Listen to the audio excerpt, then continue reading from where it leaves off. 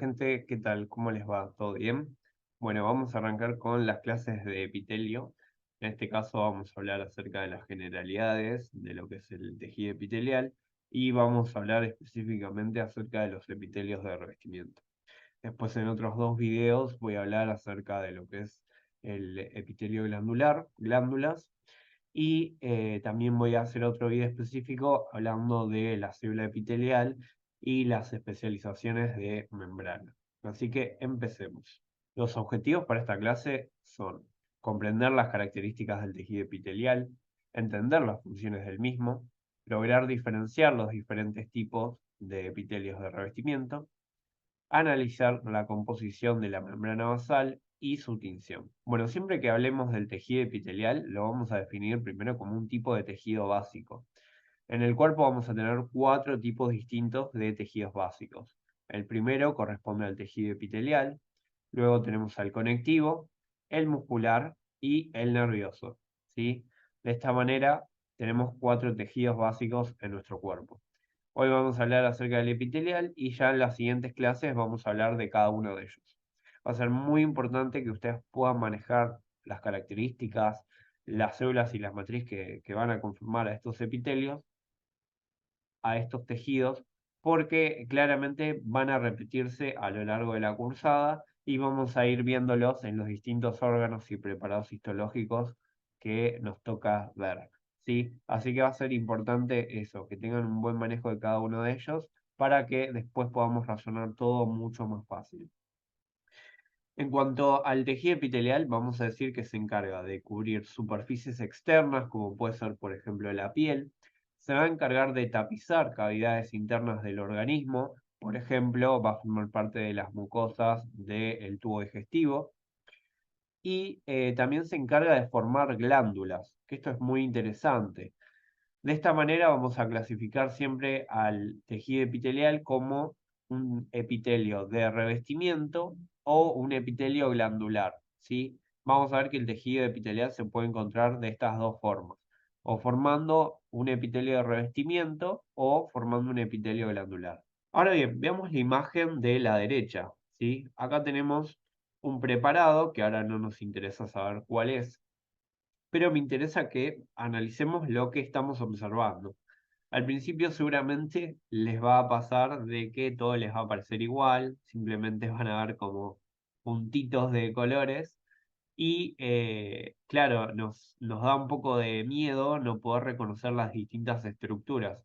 Así que vamos a tratar de que sea todo mucho más ameno para ustedes, ¿sí? Siempre recomiendo empezar por ver esta parte de acá, ¿sí? Todo esto que ustedes van a ver blanco es lo que nosotros vemos como HIE negativo, ¿sí? Una de las cosas que puede ser HIE negativo es esto de acá, que corresponde a la luz del preparado, ¿sí? La luz del preparado corresponde a la superficie libre de este órgano, ¿sí? En este caso vamos a ver que la superficie libre va a generar que esta luz contacte sí o sí con nuestro primer gran tejido básico que corresponde al tejido epitelial. Vamos a ver que como regla, siempre que veamos una luz, en contacto con ella vamos a tener a un epitelio de revestimiento, ¿sí? Eso va a ser importantísimo. Siempre que veamos una luz, vamos a ver la presencia del tejido epitelial. Entonces vamos a ver que este tejido acá, que está como bien delimitado y tiene una tinción basófila importante, todo esto corresponde a nuestro tejido epitelial. El tejido epitelial, fíjense en que se caracteriza por presentar la acumulación de muchos núcleos, ¿sí? Todas estas pelotitas que ustedes van a ver acá como basófilas corresponden a distintos núcleos. O sea que vamos a ver la acumulación de muchas células. Y esto es muy característico de los epitelios. Siempre que nosotros hablemos de un tejido, vamos a decir que los tejidos tienen dos componentes. Por un lado vamos a tener a las células y por el otro lado vamos a tener a la matriz extracelular. Desde ya les aviso que mis dibujitos son medio malos, pero bueno, es como para que entiendan, ¿sí? Entonces, todos los tejidos de nuestro cuerpo van a estar conformados por células y matriz extracelular. Y una de las características que vamos a ver en este epitelio es que va a presentar una alta densidad celular. Fíjense que vemos un montón de núcleos, todo por acá. Esto corresponde a un montón de células. Y vamos a ver que hay poca matriz extracelular, ¿sí? Entonces, ya vamos viendo dos características claves para poder reconocer a los epitelios. Alta densidad celular, poca o nula matriz o sustancia extracelular, ¿sí? ¿Qué más vamos a ver? Vamos a ver que este epitelio se está diferenciando de este tejido que está acá abajo. Este tejido que está abajo, acá abajo, todavía no lo vimos, pero corresponde al tejido conectivo, ¿sí? Y el epitelio se diferencia, o se separa, mejor dicho, de este tejido que está subyacente a él, a partir de una estructura que no podemos visualizar, pero que estaría en el medio de ellos dos, que corresponde a la membrana basal, ¿sí? Nosotros vamos a ver que todas las células epiteliales, vamos a dibujar una célula, todas las células epiteliales se apoyan sobre esta estructura que corresponde a la membrana basal. Esta membrana basal va a ser clave porque va a permitir el sitio de anclaje entre lo que es el epitelio con el tejido conectivo, ¿sí? Y además va a ser importante para otra función. Nosotros vamos a ver que este tejido epitelial se va a caracterizar por ser un tejido avascular, o sea que no posee vasos sanguíneos. Y esto es todo un tema, porque las células van a necesitar los nutrientes para poder realizar sus funciones. Las células, por ejemplo, van a necesitar del oxígeno para realizar el ciclo de Krebs, obtener energía y de esa forma realizar sus funciones. Entonces, sí o sí necesitan de esos nutrientes para poder sobrevivir. Entonces, la pregunta es, bueno, ¿cómo obtienen esos nutrientes? Bueno, una de las características del tejido conectivo que vamos a ver en unos vídeos más adelante es que posee vasos sanguíneos, ¿sí? Imagínense que esto es el epitelio, esto es el tejido conectivo y acá están separados por la membrana basal, ¿no? Y acá tendríamos la luz. Entonces, lo que vemos es que el tejido conectivo sí tiene vasos sanguíneos, a diferencia del epitelio que no los tiene. Entonces, a partir de estos vasos sanguíneos del conectivo, por difusión, se va a encargar de nutrir a el epitelio, ¿sí? Entonces, acá vamos a hacer el dibujito del oxígeno, ¿sí? Acá tenemos nuestra molécula de oxígeno que va a encargarse de nutrir a el epitelio por difusión. Y acá la difusión va a ser clave la presencia de nuestra membrana basal. ¿Ok? Esa sería como la idea. Entonces, recapitulando. Dijimos que el tejido epitelial corresponde a un tipo de tejido básico. Mencionamos un par de sus características, que tiene muchas células, o sea, tiene alta densidad celular. Dijimos que hay poca matriz extracelular entre ellas. Vimos de que se apoya sobre una membrana basal, de que está en contacto con una luz. Y vimos también de que es un tejido avascular, que no tenía vasos sanguíneos, entonces se nutría por difusión a partir del tejido conectivo subyacente, ¿sí? También una de las cosas que vamos a ver que es muy importante, que es el concepto de polaridad celular. Las células epiteliales, que van a formar, por ejemplo, un epitelio simple, presentan aquellas células epiteliales, por ejemplo, las células epiteliales, por ejemplo, presentan un concepto que conocemos con el nombre de polaridad celular, ¿sí? Y que quiere decir que básicamente sus organelas están espacialmente ordenadas de una manera y vamos a ver de que hay algunas especializaciones de membrana que son muy características que nos determinan tres regiones dentro de la célula. Nosotros en las células epiteliales, ¿sí?, que forman parte de los epitelios simples que vamos a ver más adelante, vamos a ver que podemos reconocer tres zonas. Una región apical, una región lateral y una región basal, ¿sí? Esto se da debido a distintas especializaciones de membrana que van a estar presentes en estas células.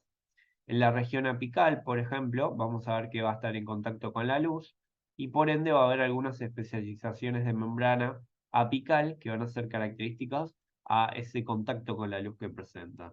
Por ejemplo, la presencia de cilios, la presencia de estereocilios o de microvellosidades. Después tenemos las especializaciones de la membrana lateral, donde vamos a ver que acá la célula epitelial no está en contacto con la luz, sino que va a estar en contacto con las células vecinas.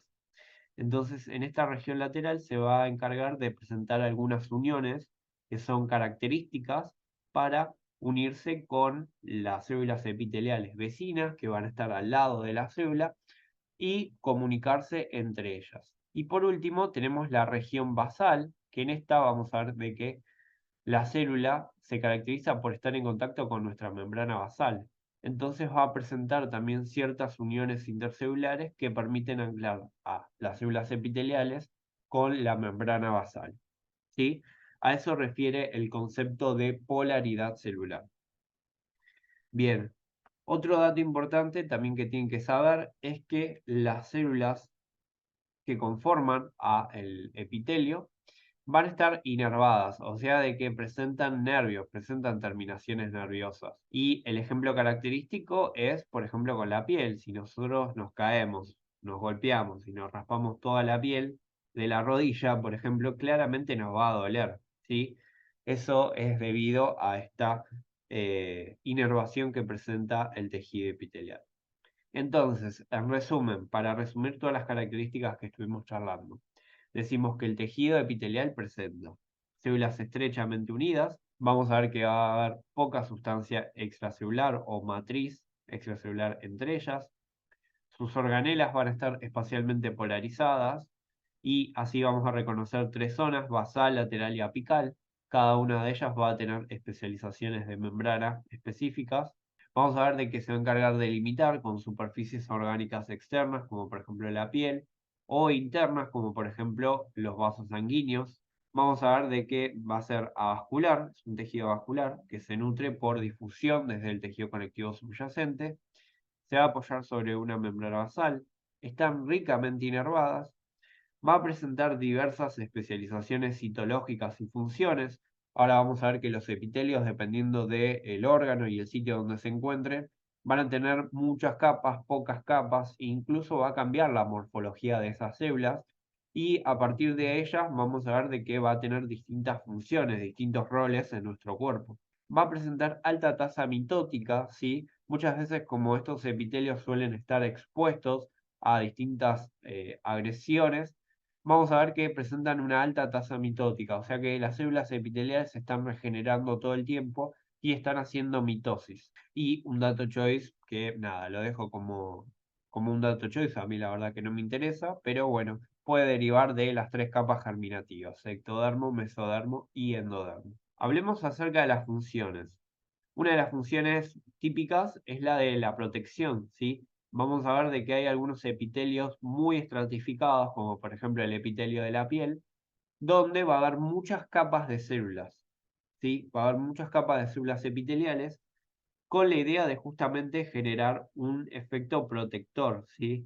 La piel va a estar expuesto a muchas agresiones, ¿sí? Entonces vamos a ver de que nos va a convenir tener un epitelio muy estratificado, o sea, con muchas células, muchas capas, y no nos va a convenir tener una sola capa de células epiteliales, ¿sí? Entonces ahí vamos a querer tener muchas capas en nuestro epitelio de revestimiento justamente con el fin de poder proteger. Otra función importante es la de transporte. Esta es característica del epitelio respiratorio, que vamos a ver más adelante justamente en la clase respiratorio. Acá el epitelio respiratorio presenta cilios en su membrana apical que van a ser muy importantes para movilizar, para transportar a todas las secreciones mucosas, a todo el moco que se genera y que se encarga de barrer todas las impurezas que nosotros inhalamos con el aire, ¿sí? Nosotros vamos a necesitar el oxígeno que inhalamos, pero después todo lo que es polen, polvo, etcétera, el mismo epitelio respiratorio se va a encargar de barrerlos y sacarlos del organismo. Bueno, luego tenemos la función secretora, ¿sí? La función de secreción. Esta es típica de los epitelios glandulares, donde vamos a ver que se encargan de producir algún producto de secreción, mucoso, seroso, mismo hormonas. Ya lo vamos a ver en epitelio glandular. También está la función absortiva. Esta es característica de epitelios, como por ejemplo el epitelio que va a estar presente en el intestino delgado y en el intestino grueso, donde vamos a ver de qué se encarga de absorber el epitelio los nutrientes y el agua que proviene de la dieta, ¿sí? Así que va a ser muy importante tener ahí, en esos casos, un epitelio mucho más delgado, como puede ser un epitelio simple, y presentar algunas especializaciones de membrana, como por ejemplo las microvellosidades, que facilitan esa absorción de los nutrientes y del agua. También está la función sensitiva, debido a que están ricamente inervadas, y algunos epitelios tienen una función sensorial. Por ejemplo, los corpúsculos gustativos que van a estar presentes a nivel de lo que es la lengua, el epitelio olfatorio, ¿sí? Que va a participar del olfato. Todos estos epitelios van a tener una función sensorial, o sea que van a participar de los sentidos. También está el rol inmunológico. Se dice que la piel y las mucosas representan unas barreras que van a formar parte de nuestra inmunidad innata, ¿sí? Y van a ser importantes para defendernos frente a distintos patógenos y microorganismos, como bacterias, virus, parásitos y hongos. Y luego, por último, tenemos la función de sostén y nutrición. Esta la menciona Brusco, donde pone de ejemplo las células de Sertoli a nivel del testículo y las células de la granulosa en el ovario, que se encargan de brindarle un sostén y nutrición a las gametas sexuales, ¿sí? A los espermatozoides y a los ovocitos respectivamente. Entonces, ya vimos que al tejido epitelial lo podemos clasificar en dos grupos. Tenemos por un lado al epitelio de revestimiento y por otro lado al epitelio glandular. Hoy en este video me voy a enfocar a lo que es epitelio de revestimiento. En el próximo video vamos a hablar específicamente acerca del epitelio glandular. A su vez, a los epitelios de revestimiento también los podemos clasificar. Por un lado, vamos a decir que son epitelios simples, aquellos que tengan una sola capa de células o un solo estrato de células. También vamos a decir que hay epitelios de revestimiento estratificados, que es cuando presentan dos capas de células o más. Y también hay algunos epitelios de revestimiento que son bastante especiales, que un poquito se escapan de esta norma y que vamos a ver en más detalle también. A su vez, para poder nombrar a un epitelio, yo siempre digo que hay que ponerle nombre y apellido, y a estos epitelios siempre hay que nombrarlos según el número de capas, como vimos, pero también según la morfología. Acá podemos decir que son cilíndricos, cúbicos o planos. Y esto se debe a la morfología o a la forma de las células. Si la célula es cilíndrica, vamos a decir que es un epitelio cilíndrico. Si la célula epitelial tiene una forma cúbica, vamos a decir que es un epitelio cúbico. Y si la célula tiene una forma plana, vamos a decir que es un epitelio plano. Lo mismo aplica para los epitelios estratificados. Ahora bien, en los especiales vamos a ver que las morfologías son bastante particulares y acá vamos a encontrar dos casos. Tenemos el pseudoestratificado o falso estratificado y acá también tenemos al urotelio o epitelio polimorfo de transición, que también es muy particular. Primero arranquemos con los epitelios simples. Dijimos que los epitelios simples se iban a nominar así, se iban a nombrar así debido a que presentaban solo una capa o un estrato. Entonces acá vemos el esquema de que tenemos tres epitelios simples, donde vemos solamente una hilera de células en cada uno de ellos. Ahora, fíjense que la morfología de las mismas es distinto en cada una de ellos. Si lo que predomina es el eje vertical por sobre el eje horizontal, vamos a decir que este epitelio, ¿sí?, corresponde a un epitelio cilíndrico simple, porque presenta no solamente una sola capa de células, sino que sus células son cilíndricas, ¿sí? Acá vamos a ver que en estas células cilíndricas lo que predomina es la altura de las células por sobre su ancho y su espesor, ¿sí? Acá van a ser más altas que anchas. Entonces va a ser importante esa diferencia entre los ejes, ¿sí? En el eje vertical para poder nombrar a este epitelio. Si nosotros vemos que los ejes son exactamente iguales, o sea que va a medir lo mismo, ¿sí? Va a tener la misma altura, que lo mismo que mide de ancho, vamos a decir que estas células son cúbicas. Cuando no predomina ningún eje, vamos a decir que las células son cúbicas. O sea que este corresponde a un ejemplo de un epitelio cúbico simple. Y si las células, como vemos acá, predomina su ancho por sobre su altura, vamos a decir que son células planas. Acá el eje horizontal es mayor al eje vertical. Entonces vamos a decir que son células planas y como también tienen solo una capa de células, decimos que este es un ejemplo de un epitelio plano simple. Ahora, ojalá fuera así de fácil. Ahora tenemos que aplicar eso a los preparados que vemos acá. Entonces, vamos a hacer un pequeño repaso. Empecemos con la imagen esta de acá de la izquierda. Acá vemos un preparado, no nos importa ahora saber qué órgano es, pero fíjense en que acá estamos viendo regiones HI negativas, ¿sí? Que corresponden a la luz de este órgano, ¿sí?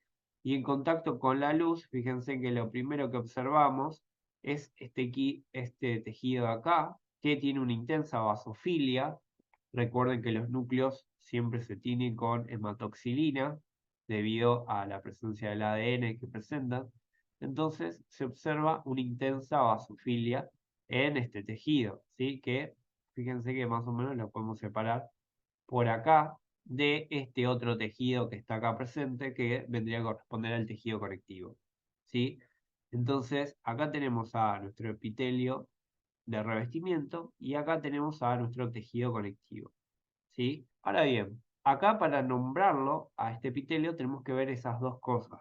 Ya les mencioné, nombre y apellido tienen que ponerle, ¿sí? Tenemos que ponerle un nombre y apellido a este epitelio de revestimiento. Entonces yo me voy a fijar dos cosas. Una, la forma de la célula, ¿sí?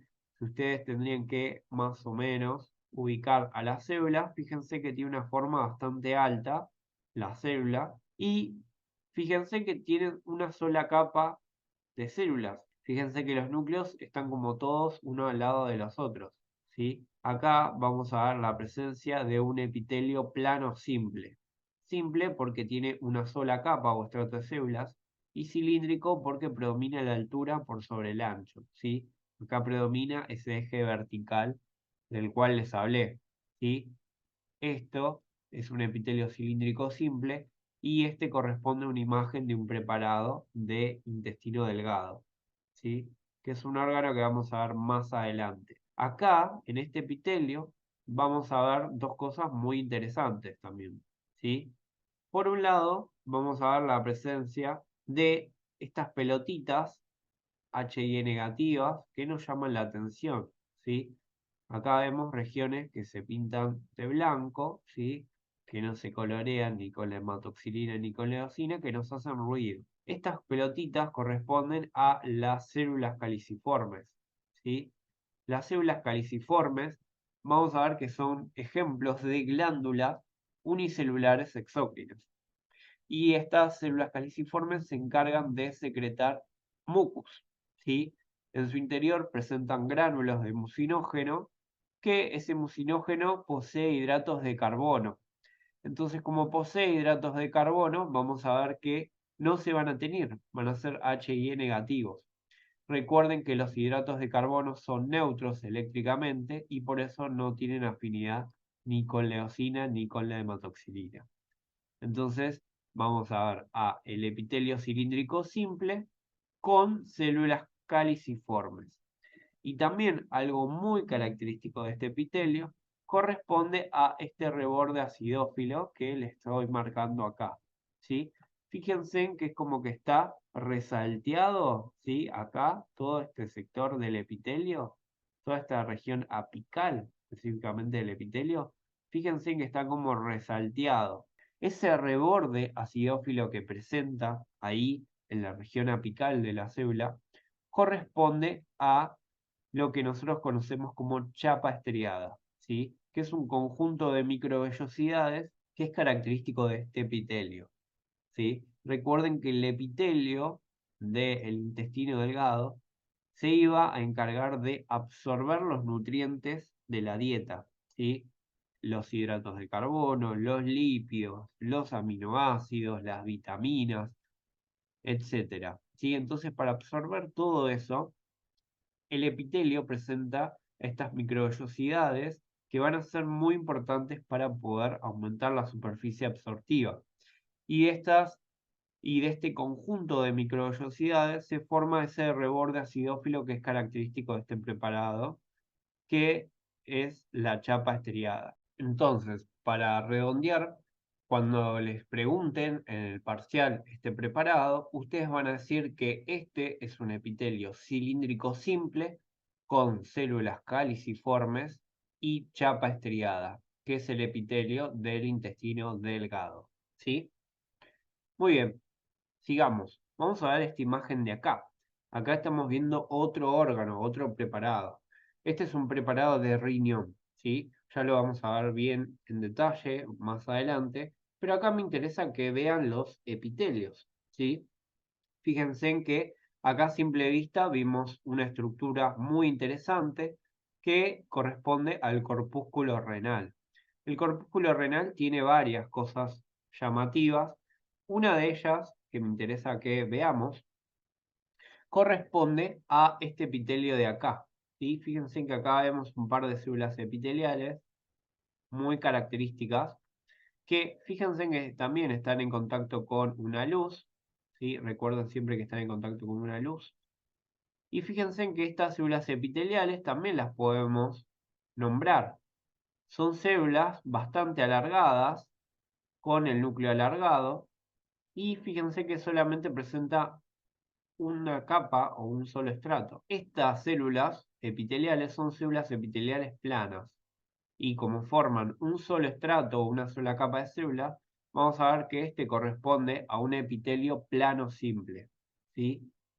Todo esto que ustedes están viendo que está recubriendo a esta estructura corresponde a la hoja parietal de la cápsula de goma, que está todo recubriendo esto en contacto con la luz, y que corresponde a la hoja parietal de la cápsula de goma. Es una estructura importante que ya la vamos a ver más adelante. Y representa un ejemplo de un epitelio plano simple, ¿sí? Obviamente siempre depende de la incidencia de corte, porque acá, por ejemplo, no vemos bien a los núcleos del epitelio, pero acá, por ejemplo, se vieron perfectos, ¿sí? Se ve esa disposición alargada que presenta porque predomina su eje horizontal por sobre el eje vertical, ¿sí? También lo que se puede observar dentro del corpúsculo es la presencia de múltiples luces que pueden ver por acá, ¿sí? Y estas luces corresponden a la presencia de capilares. Los capilares son vasos sanguíneos muy, muy chiquitos que van a ser importantes y en este caso van a estar tapizadas también esas luces de los capilares por un epitelio. Ese epitelio suele ser un endotelio. Ese epitelio corresponde al endotelio, ¿sí? Que también es un ejemplo de epitelio plano simple. Esos epitelios planos simples vamos a ver que va a ser una constante en los distintos vasos sanguíneos. Los vamos a ver también en arterias, en arteriolas, en venas, ¿sí? Entonces vamos a ver que los vasos sanguíneos van a estar recubiertos por un epitelio plano simple. No les marco uno en particular porque la verdad que acá vamos a ver muchos núcleos, ¿sí? Vamos a ver de que hay más de una célula. Entonces es inútil marcar y decir no, si esta corresponde a una célula epitelial porque si no, la verdad que les estaría mintiendo. La verdad que ahí no lo podemos afirmar porque hay muchas células, ¿sí? Ya lo vamos a ver mejor eso en renal. Pero me interesa que sepan ejemplos de estos epitelios, ¿sí? Entonces ya vimos epitelio cilíndrico simple, un ejemplo, el epitelio del intestino delgado, y vimos de que el epitelio plano simple lo vamos a encontrar, por ejemplo, formando parte de la hoja parietal de la cápsula de Bowman, también los vamos a ver en los vasos sanguíneos, formando el endotelio. El otro ejemplo importante corresponde al mesotelio, que es el epitelio plano simple de las cerosas. O sea, la vamos a ver en pleura, en el caso del pulmón, lo vamos a ver en pericardio, ¿sí? Formando el pericardio en el preparado del corazón. Y también lo vamos a ver en algunos órganos del tubo digestivo, como por ejemplo el intestino delgado, que presentan el peritoneo, ¿sí? El peritoneo va a ser la serosa que va a estar recubriendo a esos órganos, ¿sí? Entonces, en esas tres serosas, pleura, pericardio y peritoneo, vamos a tener a los mesotelios, ¿sí? Perfecto. Entonces, ya vimos esos tres ejemplos de epitelios planos simples. Ahora me interesa que vean estos otros epitelios que están acá, que están formando a estos túbulos que también son muy llamativos y que son túbulos contorneados distales, ¿sí? Y que fíjense en que acá tenemos a la luz y en contacto con la luz vemos a este epitelio. Este epitelio corresponde a un epitelio cúbico simple. Fíjense que más o menos se pueden marcar los límites entre las células y acá tenemos a los núcleos, ¿sí? Fíjense que las células tienen esta forma cúbica, donde no predomina ni la altura, como veíamos acá, ni tampoco predomina el ancho, como veíamos acá, ¿sí? Acá básicamente los ejes son iguales. Por eso vemos de que estos epitelios tienen una forma cúbica característica. Bien, entonces estos son epitelios cúbicos simples, los de estos túbulos. Acá también fíjense en que tenemos otros túbulos que también tienen un epitelio cúbico simple. Acá los límites se pierden un poco, son células mucho más grandes, pero son iguales, ¿sí? También corresponde un ejemplo de un epitelio cúbico simple. Estos son los túbulos contorneados proximales y esto que les marqué recién corresponden a los túbulos contorneados distales. Otro ejemplo de epitelio cúbico simple, por ejemplo, corresponde al epitelio folicular de la tiroides, que ya los vamos a ver. También vamos a ver a los conductos exócrinos, ¿sí? De las glándulas exócrinas, que también van a tener un epitelio cúbico simple recubriendo a esos conductos. Pasemos a los estratificados. Los estratificados, recuerden que tienen dos o más capas de células y siempre para ponerle el nombre vamos a guiarnos en base a la capa más apical o más superficial de todas, ¿sí? Entonces, aquella capa que esté en contacto con la luz, nos vamos a fijar la morfología para ponerle el nombre. En este caso vemos células cilíndricas, entonces vamos a decir que es un epitelio cilíndrico estratificado. Acá vamos a ver la presencia de células cúbicas, como la capa más apical, entonces vamos a decir que es un epitelio cúbico estratificado. Y por último tenemos un epitelio plano estratificado en este caso, ¿sí? Ahora vamos a verlo en los preparados. Acá tenemos la imagen del comienzo, donde teníamos este epitelio plano estratificado. Fíjense en que vemos la presencia de un montón de núcleos que están como apilados entre sí, y acá las células empiezan como a aplanar, ¿sí? Este aplanamiento de los núcleos y de las células, que se observan acá, por ejemplo, que corresponde a la capa más apical, nos ayuda a ponerle el nombre de epitelio plano estratificado, ¿sí? Para hacerlo todavía un poquito más engorroso, vamos a ver de que hay algunos epitelios planos estratificados, como por ejemplo este, que tiene estas ondulaciones muy características. Podemos decir que es un epitelio plano estratificado cornificado, ¿sí? Estas ondulaciones que se ven acá son los estratos córneos, que se forman por la descamación de las células de este órgano que es el de la piel, ¿sí? La piel tiene un epitelio plano estratificado cornificado, ¿sí? Esto es característico de la piel, solamente lo tiene el epitelio de la piel. Algunos les van a decir que simplemente con decir epitelio plano estratificado queratinizado está bien, pero en realidad los epitelios en general tienen queratina, ¿sí? Y no por eso decimos que son queratinizados. Entonces, lo ideal sería decir que el epitelio de la piel es un epitelio plano, estratificado, cornificado. Y los otros órganos que tienen epitelios planos estratificados no van a ser cornificados. Por ejemplo, la lengua, el esófago, la vagina, ¿sí? Todos esos preparados vamos a ver de qué corresponden a un epitelio plano estratificado no cornificado. En la piel es donde solamente se van a formar estos estratos córneos y por eso le ponemos la palabra cornificado adelante, ¿sí? A veces le van a decir que con decir que este está queratinizado está bien, pero sabemos que por teoría todos los epitelios tienen queratina, entonces sería injusto decir que solo el de la piel es queratinizado, ¿sí? Lo mejor dicho sería decir epitelio plano estratificado cornificado. Y con respecto a la imagen de la derecha, también vemos un epitelio estratificado. Fíjense que vamos varios capas de célula, por momentos parecen dos, por momentos tres. Y fíjense de que las células acá tienen una apariencia más cúbica, ¿sí? Estos epitelios cúbicos estratificados no son tan frecuentes de ver, ¿sí? Generalmente los epitelios cúbicos estratificados y cilíndricos estratificados están reservados a algunos sitios específicos del cuerpo.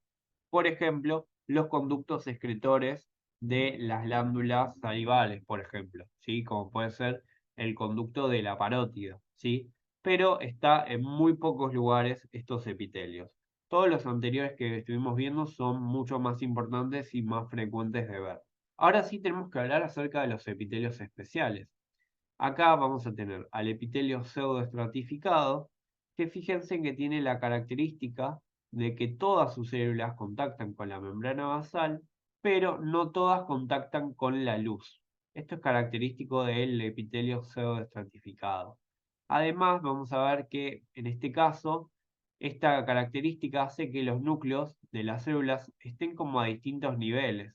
Esa diferencia entre los núcleos hace que tenga como ese aspecto estratificado el epitelio, pero en realidad termina siendo un epitelio simple, porque todas sus células justamente contactan con la membrana basal. O sea que en sí termina siendo una sola capa de células. Pero esa diferencia en la altura de los núcleos le da como el aspecto de estratificado, por eso se le puso pseudoestratificado. La palabra pseudo viene de falso, ¿sí? Como un falso estratificado. Algo muy fácil para reconocerlo es la presencia de los cilios. Estos cilios van a ser características de los epitelios simples, ¿sí? Las especializaciones de la membrana apical son características de los epitelios simples.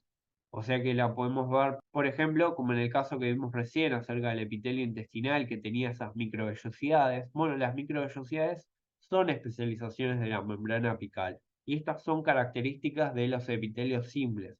En un epitelio plano estratificado nunca vamos a ver la presencia de cilios. Entonces, eso es un argumento para basarnos y poder hacer el diagnóstico de que este corresponde a un epitelio pseudoestratificado, ¿sí? Específicamente, este corresponde al epitelio respiratorio, que lo vamos a ver más adelante en la clase respiratorio y que es más importante porque va a tener muchos detalles más todavía como para charlar, ¿sí? Así que por ahora me interesa que simplemente que puedan reconocer a los epitelios pseudoestratificados. También vamos a ver de que tenemos a el urotelio, epitelio de transición o polimorfo, y vamos a ver de que este se caracteriza por presentar múltiples capas de células, ¿sí? Y estas capas de células pueden ir variando, ¿sí? Incluso la morfología de las células varía debido a la característica de que presenta uniones muy particulares estas células que permiten distenderse frente, por ejemplo, a el estímulo de la orina, ya que va a formar parte del epitelio de las vías urinarias. Lo vamos a ver en lo que son los cálices menores, la vejiga, el uréter, ¿sí? Y el primer tercio de la uretra en el hombre y de la uretra femenina, ¿sí? Entonces vamos a ver que esa capacidad para distenderse genera de que puede cambiar su forma en las células y puede distenderse el epitelio. Entonces por momentos va a tener más capas de células y por momentos va a tener menos. Y esto es súper característico, ¿sí? Entonces vamos a verlo ahora en las imágenes, así se entiende mejor. Acá tenemos al preparado que podría corresponder a tráquea o bronquios, donde vemos a este epitelio que es el epitelio respiratorio. El epitelio respiratorio se caracteriza por esta presencia de los núcleos en distintas alturas, como les mencioné antes. Fíjense en que tienen todos núcleos en distintas alturas y que le da como ese aspecto a pseudoestratificado, ¿sí? parece un epitelio estratificado, pero en realidad no lo es. Entonces todos estos núcleos a distintas alturas nos hacen llamar la atención. Técnicamente ya sabemos que todos contactan con la membrana basal, pero no todos contactan con la luz, ¿sí? Y fíjense en que presenta todos estos pelitos que corresponden a los cilios, ¿sí? Los cilios, recuerden, son especializaciones de membrana apical y vamos a ver de qué van a ser muy importantes para cumplir con esa función de transporte que habíamos mencionado anteriormente. Entonces, el epitelio respiratorio es un gran ejemplo de un epitelio pseudoestratificado, ¿sí? Parece estratificado, pero en realidad no lo es. Es un epitelio simple, ¿ok? Fíjense en como característica la presencia de estas regiones raris, como más pálidas, que corresponden a la presencia de las células caliciformes. Espero que se venga entendiendo. Cualquier cosa, por favor, no duden en preguntarnos al grupo WhatsApp, ¿sí? Bueno, y vamos a la imagen de acá a la derecha, ¿sí? Acá a la derecha tenemos otro epitelio. Fíjense que acá tenemos una luz, tenemos a este epitelio en contacto con la luz, y fíjense en que acá por debajo tenemos este otro epitelio que vendría a ser un conectivo, ¿sí? Acá fíjense en que la morfología de las células es como bastante característica. Fíjense en que presenta como una concavidad, ¿sí? Muy llamativa. Yo le digo que tiene como ese aspecto de empedrado, como las calles, ¿sí? Que son empedradas. ¿Vieron esas calles que tienen adoquines, no tienen asfalto? Bueno, son medios así las células que están en la región apical del urotelio. Estas son las denominadas como células en paraguas, ¿sí? Nada, no sé dónde le dieron la forma de paraguas, pero bueno, están descritos así en los libros de histología. También hay células, como por ejemplo esta de acá, que vamos a ver de que tiene una forma así en raqueta, ¿sí? Acá tenemos el núcleo. Y estas células en raqueta también están descritas donde se ve como esta región de acá, esperen que lo voy a borrar de vuelta, que se ve como más pálido, ¿sí? Fíjense que alrededor del núcleo se observa un halo perinuclear que va a ser HI negativo. Y esto es característico de las denominadas células en raqueta, ¿sí? Como estas que se ve acá. Estas también van a ser características del urotelio. Y también vamos a tener algunas células que van a estar en esta región, ¿sí? Que corresponden a las células basales, ¿sí? Todos estos núcleos que vemos acá en la región basal corresponden a las células basales. Entonces, fíjense en que acá la morfología de las células es muy distinta entre sí. Y este le da la característica de que no podamos mencionar si es un epitelio simple, cúbico, estratificado.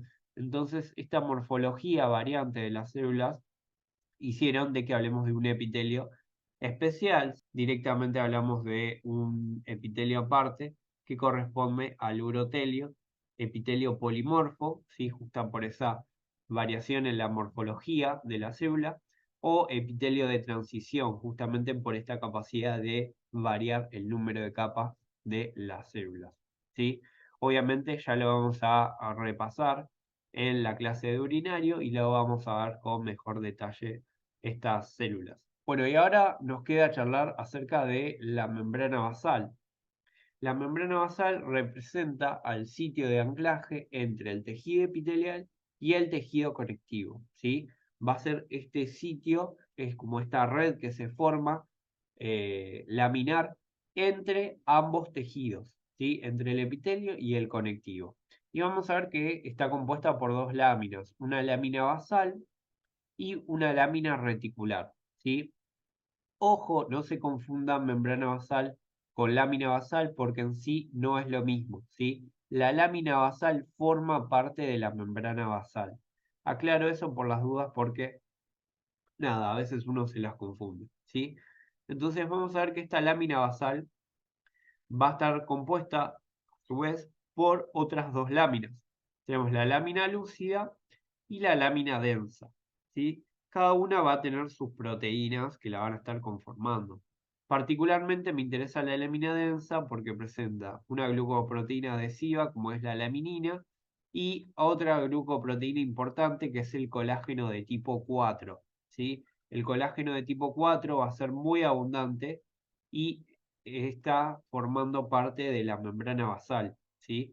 Entonces después cuando veamos conectivos y veamos distintos tipos de fibras de colágeno y dónde se encuentran, recuerden siempre que el colágeno tipo 4 va a estar formando parte de la membrana basal, ¿sí? Ahora bien, también vamos a ver que esta lámina basal va a estar uniéndose con la lámina reticular, ¿sí? La unión de la lámina basal y la lámina reticular va a estar dada por moléculas de colágeno tipo 7, ¿sí? Y acá en la lámina reticular vamos a encontrar colágeno tipo 1 y tipo 3, ¿sí? Acá está mal la foto, dice 2, pero en realidad vendría a ser un 3. Ahí creo que lo mejoré un toque. ¿Sí? Colágeno tipo 1 y tipo 3. Estas fibras de colágeno tipo 3 las vamos a conocer como fibras reticulares. Por eso se habla de lámina reticular.